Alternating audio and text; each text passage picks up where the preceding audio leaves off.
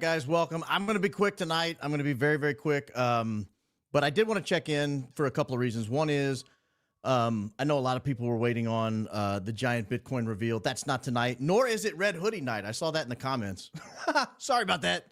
But also, I know Candace is going. I know Ian's going tonight. And obviously, you defer to the biggest elephants in the room. And I am no exception. But I do want to encourage you. Come back. If you leave, come back and watch. If you stay, I'll love you more than they will. No, I'm just kidding.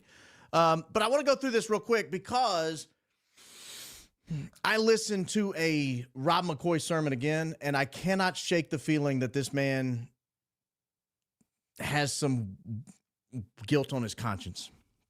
That's all I'll say. I cannot say more than that, especially in the era of all the lawsuits and everything else that are going on. I just cannot say more than that. But let me tell you, let me go through this tonight. I am going to be quick. I only have an hour anyway. That's all I have. So let me run through this as quickly as I can, because when you fight in a war, right? When you fight in a war, you're going to have collateral damage. And collateral damage can be anything. Collateral damage can be, buildings or whatever, but far too often, collateral damage is the innocent blood. It's the blood of innocent lives. It's innocent non-combatants. And the tolerance for collateral damage depends on the intensity of the war being waged and the cost of losing the war. If, for example, a very large empire is fighting a very small rural skirmish that should be wrapped up in weeks or days and poses no risk whatsoever to the continuing existence of the empire, the collateral damage deemed acceptable by all but the most deranged psychos likely would be close to zero. But if, on the other hand, your back's against the wall and your nation will cease to exist entirely in the event of a loss, your tolerance for collateral damage likely will be incredibly high. In fact, under those circumstances, you might deem any collateral damage worth the cost, because to lose that war means a certain and catastrophic end of your people. I like Dave Smith's analogy, comparing a fleeing suspect to modern theaters of war. If police were in hot pursuit of a suspect fleeing the scene of a murder, and the suspect enters a school full of hundreds of school children, no government on earth is going to knock down the school and end the lives of all the children in order to bring a single murder suspect to justice. But I'll carry the analogy a little further, and I'll see if we can find where the analogy breaks. What if the suspect was a warlord responsible for systematically terrorizing a nation state? And imagine a hypothetical scenario where the suspect escaping from the school means hundreds or thousands more of your citizens might perish at his hands. Worse, what if his escape puts the very existence of your nation state itself at risk of being obliterated? And what if instead of hundreds of school children, it was dozens or maybe just a few? Or maybe even just one. In other words, at what point does the balance tip in the minds of the government pursuing the suspect to neutralize the innocent in order to neutralize the guilty? Nobody except the most maniacal lunatics would end the lives of hundreds of innocent school children to capture a single fleeing murder suspect. But it's likely there are millions, if not billions of people who would end the life of a single innocent person to ensure the survival of their entire way of life, including their families, their friends, their homes, and their culture. And we have to assume some of those who would take those innocent lives historically have been and are still in positions of power. We have to assume these types of decisions have been faced time and time again. Perhaps the decisions haven't been as cut and dry as innocent school children and a fleeing murder suspect. I think that's the type of analysis that cost Charlie Kirk his life. And I think by now we have ample evidence that exactly the type of decision that we've described was being contemplated by those close to him. And by close to him, I don't mean his family. I'm talking about people perhaps as close to Charlie as his employees, his donors, his advisors. Charlie found himself in the middle of a war. I say he found himself rather than he inserted himself, but I don't believe he knew or intended to be in the middle of that war. But there he was. It was actually two wars. The first war was an actual war, or at least an armed assault. Israel invaded Gaza on October 7th, 2023. I don't blame Israel. Whatever you think about how October 7th came to be, there's no doubt that those who attack and slaughter civilians should be pursued and brought to justice. There's no doubt that a country has a right, if not an obligation, to pursue its citizens who are being held hostage. We can have a good faith debate about what led up to October 7th, and we can have a debate about the proportionality of the response to October 7th, but we cannot debate the reality that happened. It was horrific. The second war Charlie was involved in was a political war. That war was being waged across the globe, but most particularly that war was being waged in America, home to the largest and deadliest military the world has ever known. Instead of combatants exchanging military firepower, that war featured intellectual firepower. Instead of being fought in Gaza, it was being fought on college campuses, church sanctuaries, living rooms, and virtually any room in America where two people disagreed on the subject. You might be tempted to think an armed conflict on the home front obviously is more critical to the survival of a nation state than an intellectual dispute on the other side of the planet. But you'd be wrong. In fact, I don't even think it's close. Losing a military war in Gaza would be like the Harlem Globetrotters losing an exhibition basketball game to a middle school girls team. It's extremely unlikely, but let's talk it through for pedagogical purposes for a second. A loss in Gaza really doesn't mean anything for Israel. Israel would still have overwhelming firepower. They would have air defense and offense unmatched almost anywhere on earth. And they'd have a standing army sufficient to play offense or defense with almost any military in the region. By contrast, losing an intellectual war in America would be the first step in the complete elimination of the nation-state of Israel. It's likely, if not certain, that Israel would cease to exist in decades, if not years or maybe even months, if the public opinion in the United States ever flips so decisively against Israel that our politicians must withdraw support lest they be thrown from power and forced to leave office. There would be no recovery for Israel. The only reason Israel exists is because politicians in the United States have prioritized Israel over every other country in the region, perhaps every other country on earth, oftentimes including our own. And one of the primary reasons politicians have prioritized Israel is because significant voting blocs on each side of the political aisle in America have supported Israel for decades. Support has waxed and waned over time, but support largely has been bipartisan and healthy enough for politicians to withstand any dust-ups caused by the support. And that's where Charlie Kirk found himself. Whether he intended to put himself there or not, he was positioned firmly between two sides of an intellectual war.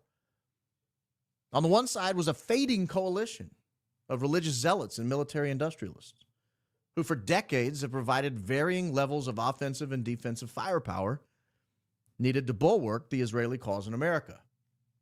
On the other side was a growing coalition of isolationists and younger demographics who were chipping away at that bulwark, the bulwark that supported the Israeli cause in America.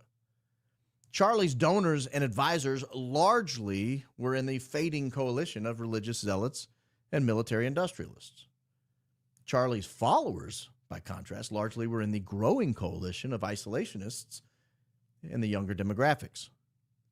Charlie historically had been a vociferous supporter of the religious zealot and military industrialist cause and spoke often and convincingly of the need to support Israel no matter the cost to America. But he was changing. What started as a gradual change started picking up steam in the final months of his life. And in the last months of his life, his speech started sounding more like those opposed to the Israeli cause than those supporting it. We don't have to rehash here the importance of the Student Action Summit in the early to mid-July portion of this year. And we don't have to rehash here the flurry of texts Charlie issued 2 days before he was neutralized. Tonight, I only have time for a quick but important look at a sermon Rob McCoy gave in between those two events. After the Student Action Summit that featured Tucker Carlson, Megyn Kelly, and Dave Smith, and before the flurry of texts 2 days before he passed, where he announced he had no choice but to leave the Israeli cause. His words, not mine. In the sermon, Rob McCoy gives an eerily long pause when he describes in a rambling and less detailed manner what I've outlined here tonight. Charlie was caught in the middle. But I'll add what Rob McCoy leaves out of his sermon. Charlie's choice was simple. He could go with his heart and soul, or he could go with his donors and advisors. He could not do both. And I'm sure Charlie wondered what it would profit a man to have the whole world but lose his soul. And that's where I'll begin tonight. I think the material Rob McCoy has posted on YouTube is the single most damning thing that exists today when it comes to Charlie Kirk and what happened to him.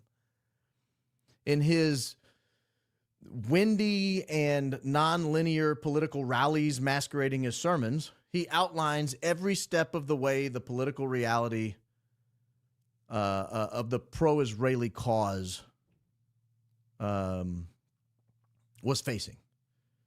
Charlie Kirk had become an obstacle, a big one. And like all obstacles, you have to remove them to win. In war, we have a word for obstacles that are removed. That word is collateral damage. So I want to open up Rob McCoy's sermon, and I want to play just a couple of short clips. I am going to try to stay on time tonight. I'm not going to be terribly long. And I encourage you to bookmark this, come back and listen again if for whatever reason you're unable to give it your full and undivided attention. I think this is critically important. Actually, let me do this. In case you guys forget the text messages, let me open this up because this was the sermon Rob McCoy gives is before these text messages, and it's an important context. This is Charlie Kirk. These are the text messages Candace leaked months ago. Charlie Kirk says, just lost another huge Jewish donor. $2 million a year because we won't cancel Tucker. I'm thinking of inviting Candace. And then you get Charlie Kirk says, Jewish donors play into all the stereotypes. I cannot and will not be bullied like this, leaving me no choice but to leave the Israeli cause. So I wanted to let you know this sermon that I'm about to play you was before those text messages. And as I play it, I want you to keep that context in mind. Because everything Rob McCoy says today is conditioned in many ways on Charlie Kirk not changing his mind from what Rob McCoy says it is. Now, today, Rob McCoy's pastor suit is featuring what looks like Navy garb. Looks like a Navy getup. Looks like he's on a sailor boat. Rob the Sailor Man. But let me get to this real quick because I think this is an absolutely critical moment in the decision to neutralize Charlie Kirk. Again, this was July 22nd or so, July 20 something. The Student Action Summit was July 11 to 13. So let's just watch this for just a moment. We're aware of Student Action Summit. Charlie it was a firestorm. It was interesting because I'd just gotten back from Israel and there I am. And Tucker was one of the speakers. Tucker has a huge following. And he came up and he started to allude that Jeffrey Epstein, he's asking the question, but he always asks the question in such a manner where he's alluding to that it has to be fact. But he said that Epstein was an agent of Mossad. And as you go back, you can see that Giselle Maxwell, her father was a Mossad agent. And so all of a sudden that means that Epstein is, and Epstein's Jewish, so he has to be because Epstein's a Jewish name. And then asking about Ackerman and a bunch of other. All right, a couple questions I see in the comments. Yes, this is a different one, believe it or not. If you remember last time, he had a solid colored shirt where the button was holding on for dear life. This time he has one with stripes. Not the racing stripes he had on the second one we looked at. These are different types of stripes. This is a decidedly Navy mimicked garb. He is Popeye the Sailor Man, as I saw there in the comments. So, yes, we've seen this. Now, again, I played this part for a reason. It's to set up the rest of it, but I want you to pay attention to this. Why is he opening an hour-long sermon talking about Charlie and Tucker? Why? It's an hour-long sermon, and he has to go through his Tucker and Charlie. It's like every single sermon is this way. I'm working on, let me foreshadow where I'm headed with this series. I'm working on something about Rob McCoy. There's a reason I'm listening to all Rob McCoy sermons. He did say Gazelle or Giselle. I'm working on something that's going to, I think, be big. And I've had to go back, believe it or not, and listen to Calvary Chapel sermons from the 70s, 80s, and 90s to get an understanding of why Rob McCoy joined this movement in the 90s, became a pastor in this movement in the 90s, stayed there for 25 or 30 years, and has taken on this decidedly pro-Israeli bent. Because the way Calvary Chapel was founded is critical, I think, to understanding all this, and I am going to enlighten you. I think the way, honestly, what happened in Calvary Chapel in the 1960s, in many ways, is the reason Charlie Kirk is dead. Now, I will say this. I don't believe for 1/2 of 1 second Charlie Kirk considered himself a member of this church, a congregation, a parish, whatever you want to call it, nor do I believe for 1 second that he considered Rob McCoy his pastor. I can only find one public mention of either.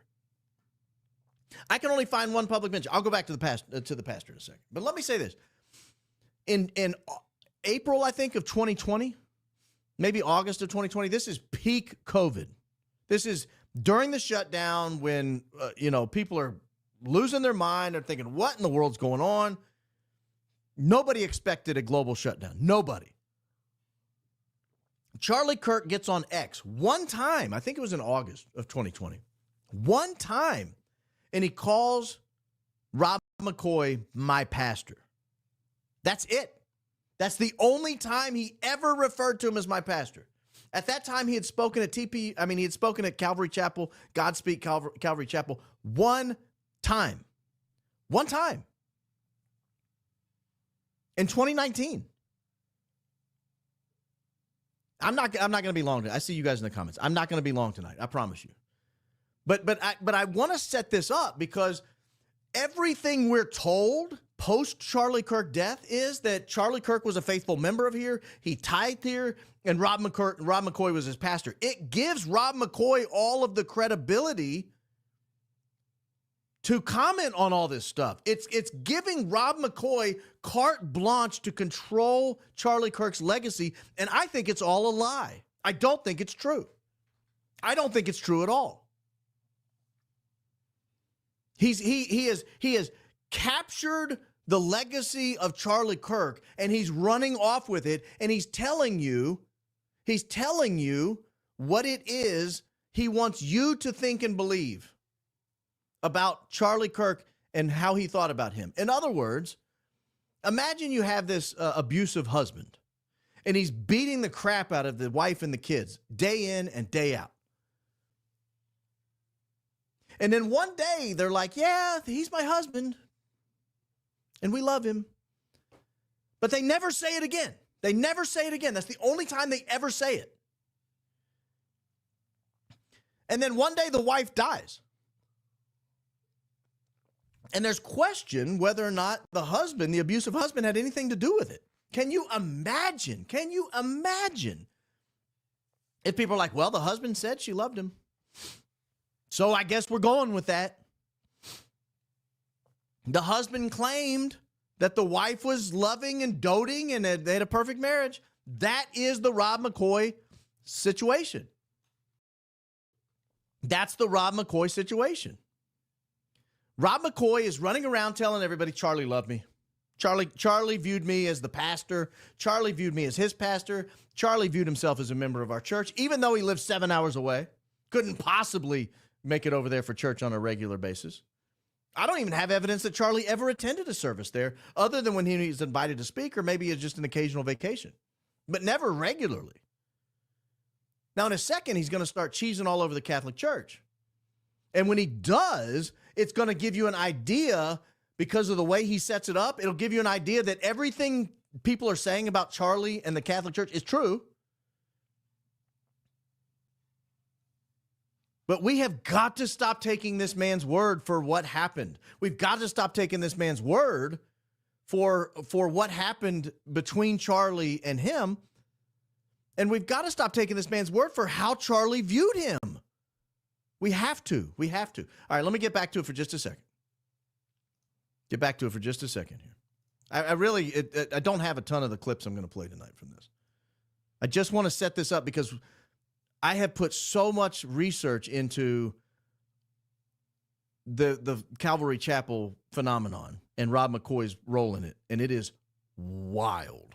It is wild. I'm watching, no kidding, I'm watching sermons of hippies in the 70s with beards and long hair.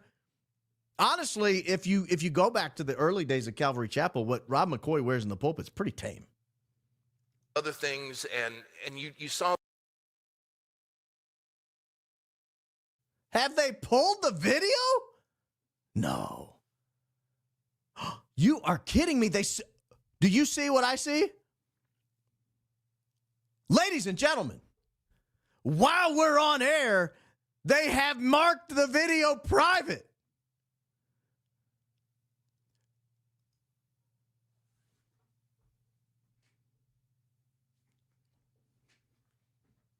The guilty fleeth when no one pursueth. You are kidding me. The guilty fleeth when no one pursueth. This is, without a doubt,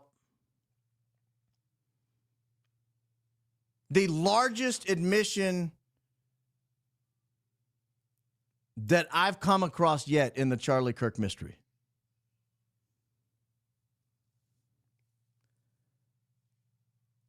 I cannot believe what we just watched live. And if they think this is going to make them look good, if they think this is going to make them look good, they're out of their mind. This is absolute insanity. And I tell you what it's done. This has put in my belly a fire like I have not felt in a long time. This has put in my belly a deep burning to continue the road that I'm on. Because if Rob McCoy thinks I'm going to let off because he's deleting sermons or downloading them or marking them private, if he thinks that's going to get me to back off, he doesn't know what I already have.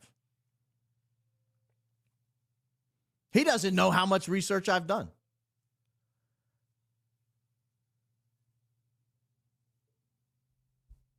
This is unbelievable, ladies and gentlemen. Well, lucky for me, I've got a great memory and a hard drive full of stuff. And we'll have to get into that later. So let me do this. Where he was going, he was going to, at the 11-minute mark, 8-minute and 3-second mark, he was going to call Charlie a Zionist. Very critical, very, very critical to the story. Because to the extent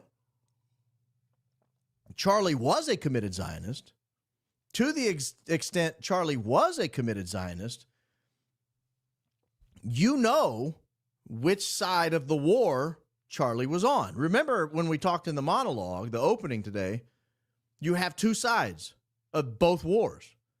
Of the military conflict, you have Israel and Gaza.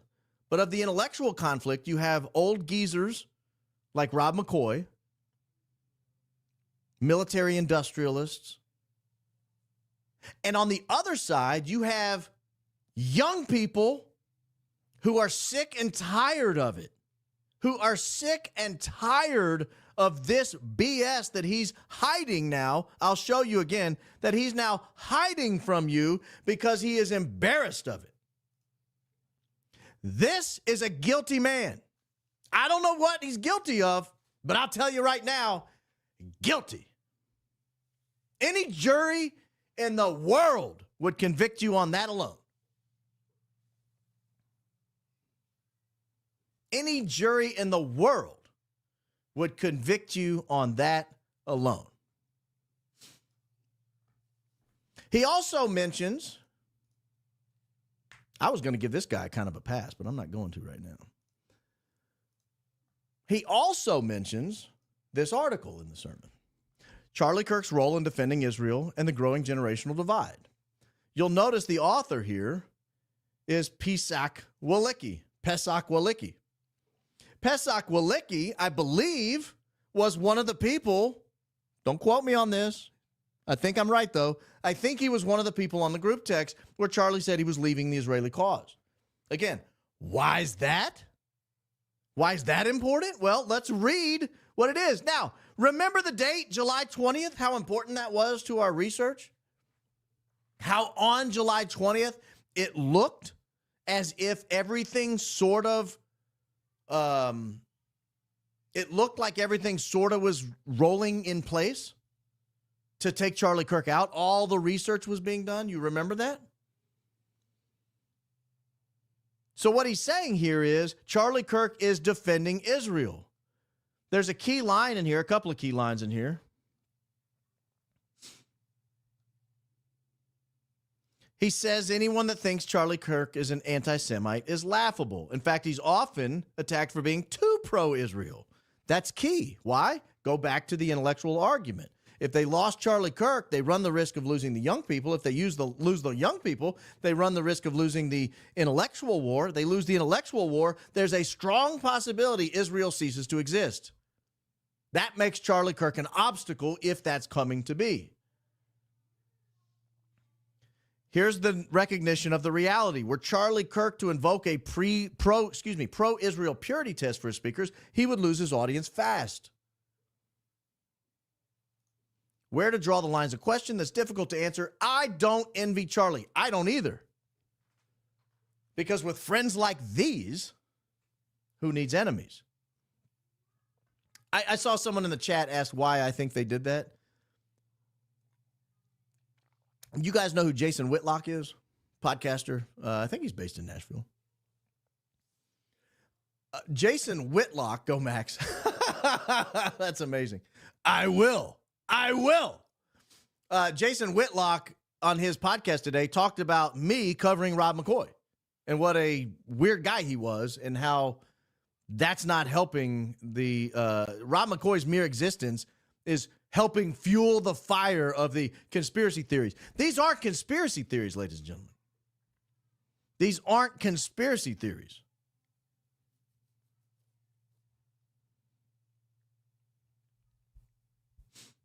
Here is the money line, I think, from this article. I want to talk to you about conspiracy theories in just a second. It stems from a misunderstanding. What stems? The outrage. The outrage stems from a misunderstanding, especially among older, traditional segments of the pro-Israeli community about what it takes to reach young people today. The MAGA coalition is broad, fragile, and filled with ideological crosscurrents. Charlie understands Gen Z almost anyone better. He has toured campuses. Guys, think about this. This is the tension I'm talking about in my monologue. This is the intellectual war right here. There's a broad intellectual shift, ideological shift taking place. I don't know why they keep going to this, but Pesach Walicki is talking about it. Rob continuously talks about it.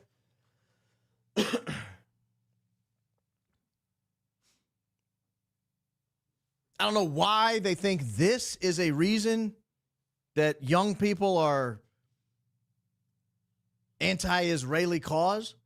But again, if this is reality right here, if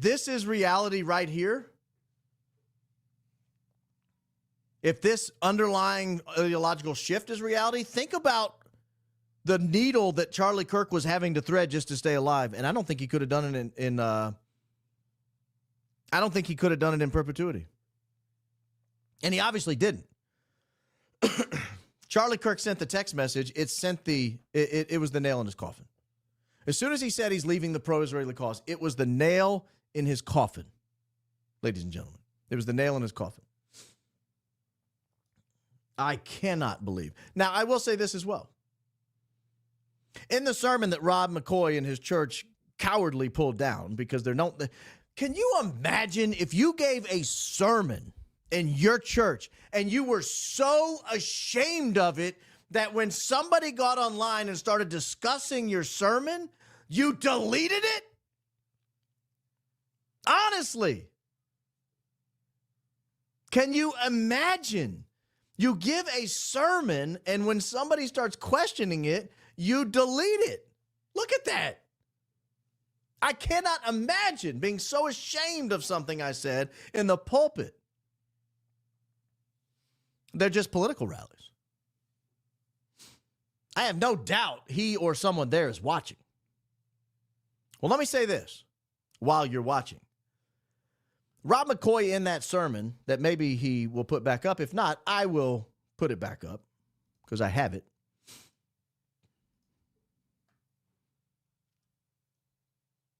He reads from this, the breach, where the church parted ways with Israel.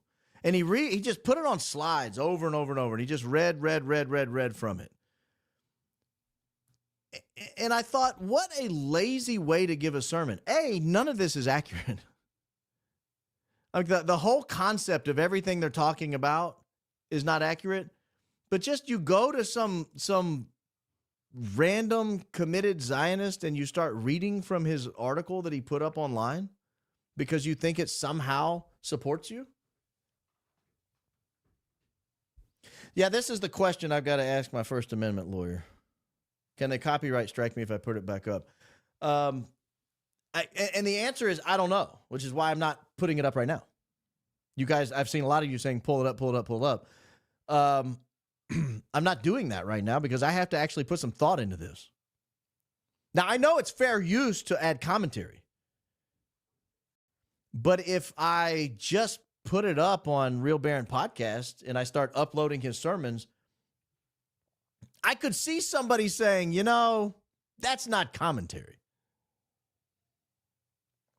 I could also see if I pull it up right now and start playing it, they could cause an issue. So I need to talk to somebody who knows more about this area than I do, who knows more about what's going on in the YouTube realm than I do. I don't know how to get rid of that comment. Let me do this. Let me go through a couple supers real quick. I do have another video I want to play. Rob McCoy is not featured in it. Let me see this. See if I can pull it up. Nope. That one's unavailable too. I think they're pulling them down one by one.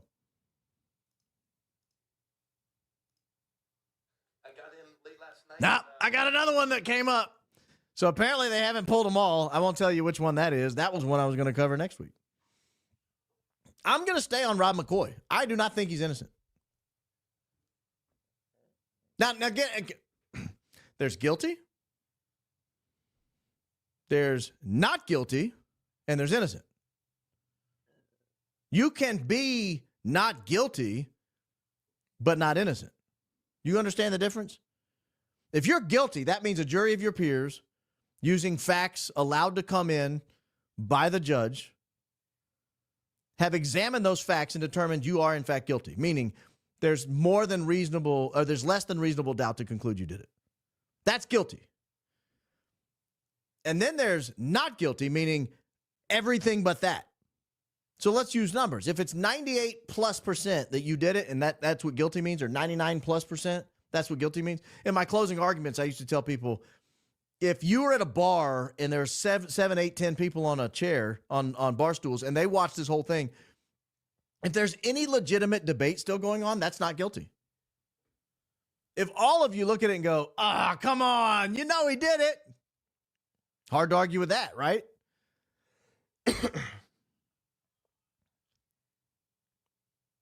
So I that's kind of where I am. I don't know that I'm not going to say that he's guilty of anything, of being part of a conspiracy to neutralize Charlie Kirk. I'm not going to say he's guilty. But I don't think he's innocent. I'm somewhere in between right now, what I'm willing to say publicly. Baron, I'm from Canada. I'm sorry to hear that.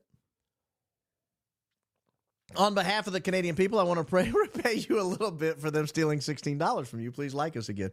Oh, now I love that you're from Canada. With interest, it'd be like $26. So you're halfway there. Thank you, Drew McCann. That's very generous of you. Stephen Godwin, are you worried as you get bigger, you'll be getting in the same heat that Candace and Tucker are getting from Zionists? I believe you have thick skin. I do have thick skin. Am I worried about it? I'd like to stay on this side of the dirt. I have children. I'd like to see my children and grandchildren grow up. But ultimately, I don't want to see dirtbags like Rob McCoy running the world. Monologue is giving Tucker Carlson clap, clap, clap, A plus 10/10. If you're saying it's even remotely as well done as a Tucker Carlson monologue, then thank you. That's very high praise. Very high praise. Bays, $10. I think Charlie was a true believer who didn't realize how these people really operated or just how in over his head he was until it was too late. More people need to wake up so we can change the world. Didn't y'all watch that audit, YouTube, with the guy who did kind of a public audit of all the Form 990s and 990Ts that were available on the IRS website for all the different TPUSA charities?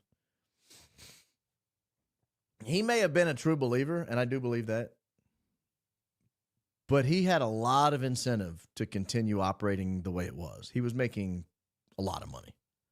A lot of money. Just in salaries alone, he was making more than $1 million a year. I mean, like $1.5 million.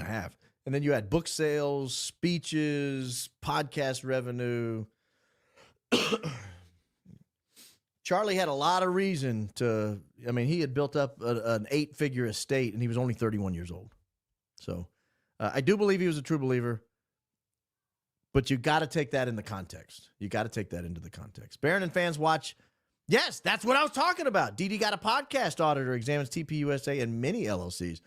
Charlie was not the only one getting rich off this. A lot of LLCs were pulling millions and millions and millions of dollars out. They had built up over $100 million in endowments at TPUSA.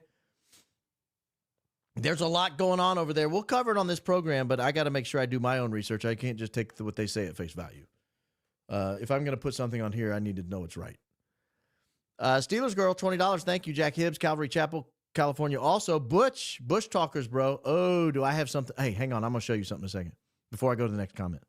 Had Q&A last night, 11:13, 47-minute mark. He intimated to Idaho having serious trouble with jihad.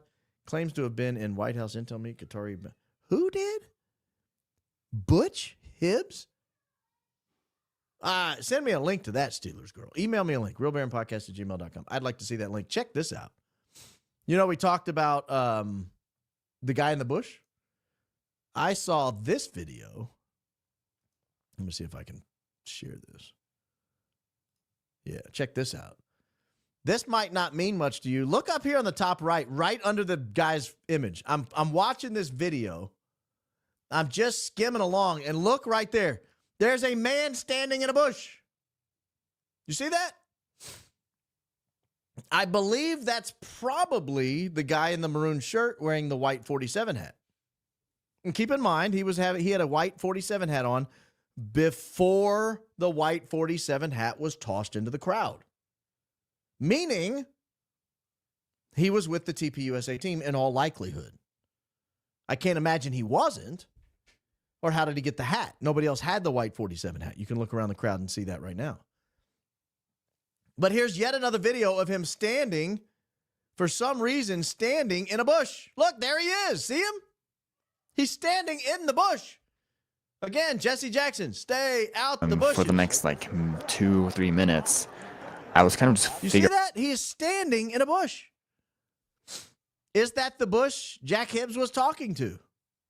Not Jack Hibbs. Excuse me. Jack Hibbs is the preacher. Butch Hibbs was talking. Figuring out where we wanted to stand so that we would be in the shot, so that later on. I don't even think that guy knows there's a guy standing in a bush right there.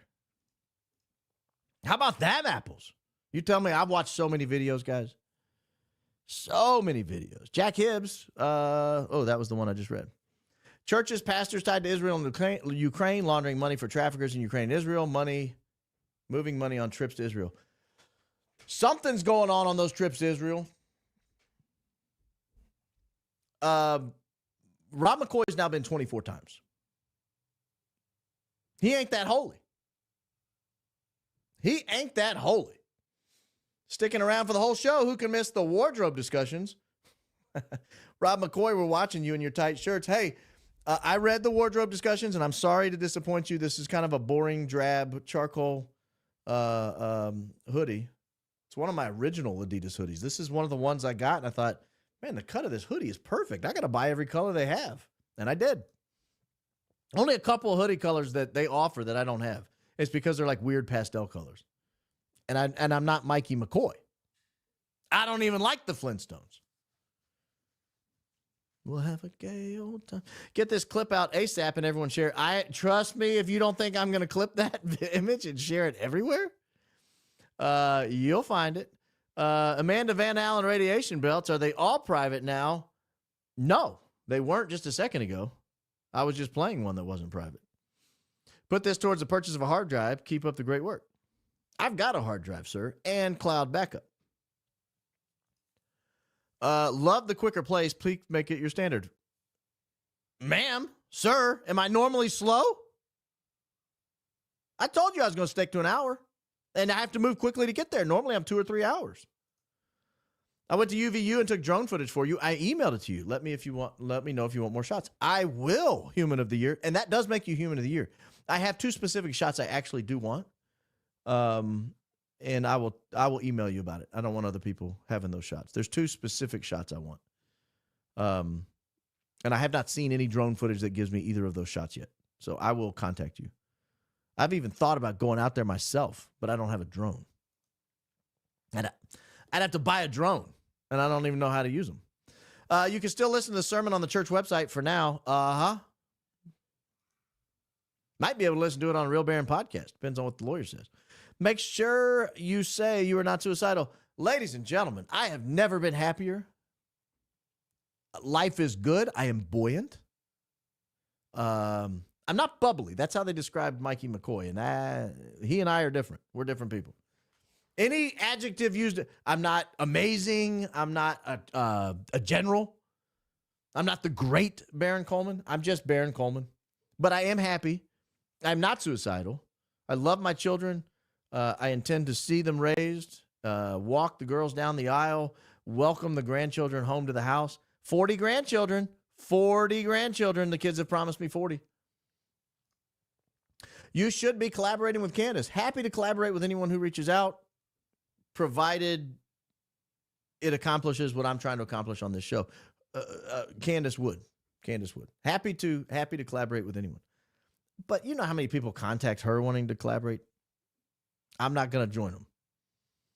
When you're the biggest animal in the room, you get to reach out to people to decide who you want to collaborate with. The little guy cannot reach out to the big guy saying, hey, we should collaborate. Yeah. In other words, let me borrow your platform. Now, if the big guy says, let me bring you up to my platform, happy to do it. If he is preaching behind a pulpit, why would he make it private? Isn't God's word for everyone, or is he only preaching to a selected few? I think they probably read the transcript and knew where I was going. I think they probably read the transcript and knew where I was going. When he was talking to his Orthodox friends who were deeply troubled by Charlie Kirk over in Israel at the 54-minute and 46-second mark of that sermon, I think that's probably what they're taking down, if I had to guess. Trust me, I've got it, and we will cover it one day, provided I get the all clear. Here's the deal with getting sued. Could I just pull it up now, discuss it off my own hard drive, and win at trial? Probably. Do you think I have the money to fight Rob McCoy and his cronies for the use of their material if they claim it's copyrighted? No. I'll just admit it. They've got me out-resourced. Because, how do I know that? Because when Rob McCoy got involved at TPUSA, it was like a $20 million a year operation. Now it's a $90 million a year operation and growing. I don't have $70 million. If you guys keep donating, maybe I'll get there. It's just that sermon that's gone private. Others are still there. Go Max Baron Tutu. Then I shall get to downloading. I will download more. I've only downloaded the ones I've covered. That's not true. I've downloaded a few more that I intend to cover, but I've not downloaded everything for sure. Yet. I've not downloaded everything. Pause for effect. Yet. Not downloaded everything yet. Surely they're in your stream watching. That's scary. Stay safe. Okay, I kind of agree with you a little bit. Maybe a little, I agree. Maybe a little. Post transcripts. That's a good idea. That's not a bad idea. I'll consider that, Atomic Blonde. Evangelicals have been a political sect from day one. I attended a Bush Jr. campaign event disguised as a youth group trip in 1999. It's been like that for 100 years. I was reading somewhere where they were talking about evangelicals going back hundreds of years, and I thought, what evangelicals have gone back hundreds of years? I don't recall that. I mean, were there evangelicals like in the 1300s? No. Again, the guy who will tell, I think it was Rob McCoy that said it, the guy who will tell you, you know what I'm going to do? Because I'm that pissed right now. I'm going to do it. I'm pissed, and I'm going to pull up a clip that I did not intend to play tonight. I did not intend to play it, but I'm going to. And I'm going to let you in on a secret when I do it. Yeah, this is it. All right, let me hit pause on this real fast so you don't hear the noise. All right. I'm going to play this clip in a second. This clip is, I'm going to just let you in on the secret because his wife has basically already given it away. But I'll get to it in a second, so stay tuned. I have 16 more minutes. Bear with me. The video is still up on Godspeed Calvary Chapel. I will get over there and look at it. Have AI read it and just cover the audio portion. Definitely no vid required, thanks to Sailor Rob. That was a nice shirt, too. Nita Romani, thank you. $20 and nothing to say. Thank you. KG Solo Man 5K of Pastor Mike the Sailor Man never misses a chance at rocking stripes at the pulpit of military intelligentsia. He did look a little naval, if I'm being honest. I recommend reading 1 minute of St. Thomas Aquinas for every minute of Calvary Chapel sermons you have to watch. Not bad advice. Not bad advice. I was reading Thomas Merton earlier today. You know, he was murdered. They said he slipped and fell in a hotel room in Thailand. No, sir, he was murdered. That's a nice conspiracy rabbit hole to go down. Maybe I'll do that one day if enough people know who he is. They're all likely watching your live streams. My speculation is they had time to remove the video, may need to explore a different strategy if you plan to show clips. Well, here's my plan, Melissa B. Once I get the all clear. Look, a lot of people think being a lawyer is like being a like doctors get this. Like you'll have a pediatrician and somebody will come to them and be like, man, I'm having heart pain. Do you think I need quadruple bypass? And they're like, I prescribe antibiotics to kids with snotty noses. Like, can you please not question me about cardiology? Lawyers a little the same way. If you knew what I did for a living, you would not. I am not a First Amendment lawyer. So I, like other smart people, go to experts when I need help. But I am pissed. I'll be honest with you. Really, really pissed. And if you know my history, if you know anything about me, if you Google my name and see past times I've gotten pissed, you'll see speakers of the House of States who went to prison. You'll see attorneys general chiefs who got removed from office and banned from state government. You'll see radio hosts who got fired and were forced to issue on-air apologies to me that ran for a week. I don't take it well when people do stuff like that. I don't take it well. Yep. Bro, I emailed you a maroon shirt guy with hat access. Bro, I'll check it out. As you can probably imagine, as this show has picked up popularity, the number of emails I get have picked up popularity. We can cut down on that a lot if you guys don't email links to other shows. Trust me, I watch a lot of stuff. If you do email a link and you say, hey, check out minute 29, there's a guy standing in the bush you thought like that guy was talking to. There's a guy standing. That helps me. That helps me. But hey, here's a 45-minute video. Watch this. This is informative. Does not help me. Does not help me. You've got this entire thing corrected. RN, MSN, MBA, not English PhD. But that's okay, Barbara. That's okay. I'm willing to allow the typo. My husband is happy that Rosa is visible again.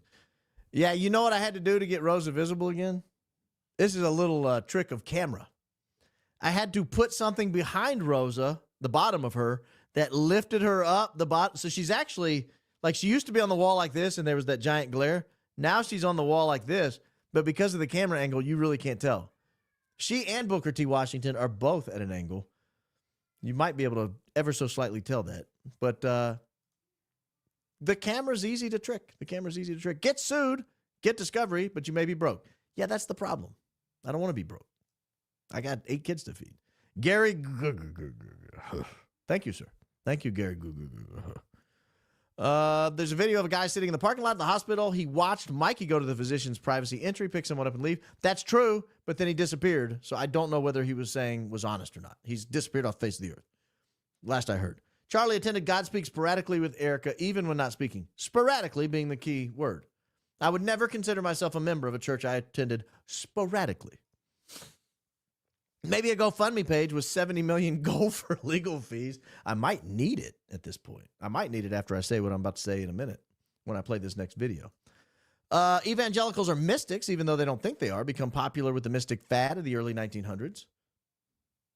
I don't have much with mystics. I don't have a problem with mystics. I've had mystical experiences. Thanks for your hard work. That is all. Thank you, Mad World. And I love the uni. Super sticker.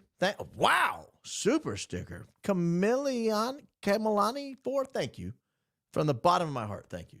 That is incredibly generous. You guys are so generous with your time. I'm confused by this whole Charlie Kirk eaten up with Rob McCoy and the Calvary Chapel movement. And I don't believe it.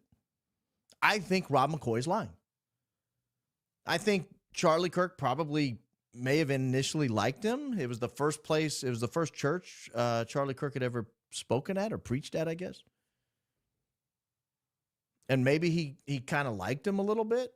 But I don't believe he bought into this Calvary Chapel movement. Not when MacArthur, who Charlie Kirk revered, not when MacArthur had such a dim view of it and a well-reasoned dim view of it.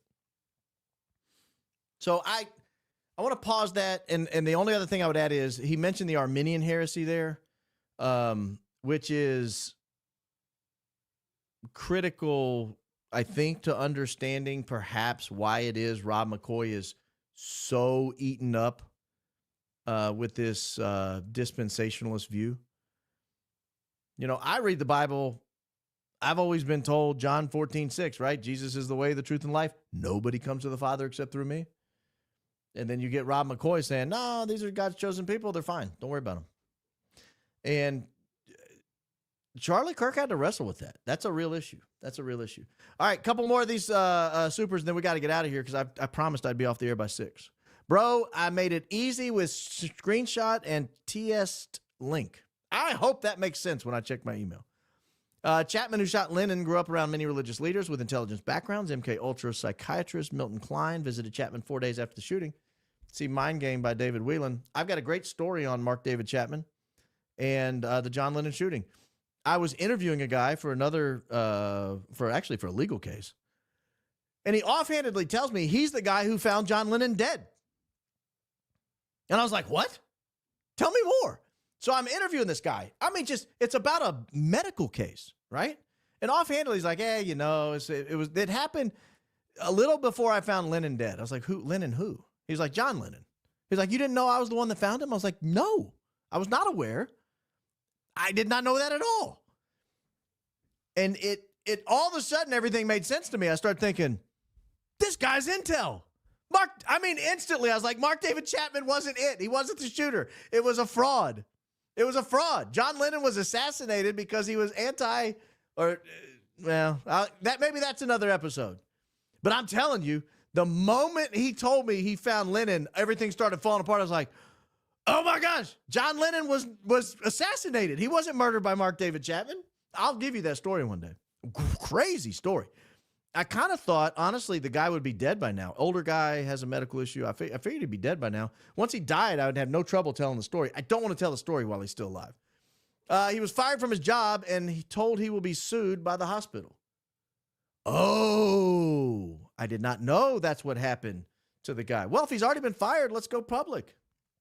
Tell us what you got, big boy. Tell us what you got. Guys, this has been fun. Ian Carroll, supposedly going live at 6 o'clock tonight. If you like Ian Carroll, get on over there. Ian does a good job, and I know a little bit about what he's covering tonight, and I think it'll be a great show. I think it'll be a really, really, really great show. Ian's doing some tremendous research that's going to result in some dynamite coverage in the coming few weeks. So keep paying attention to him. Get over there if you like Ian.